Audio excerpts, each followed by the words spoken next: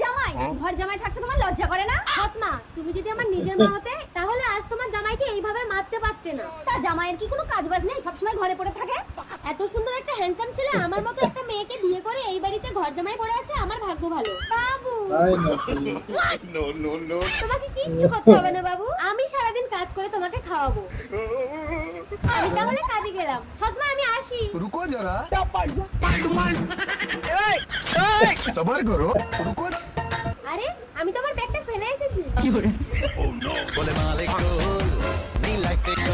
বিদবন্ত করে শাশুড়ি জামাই কি করছে?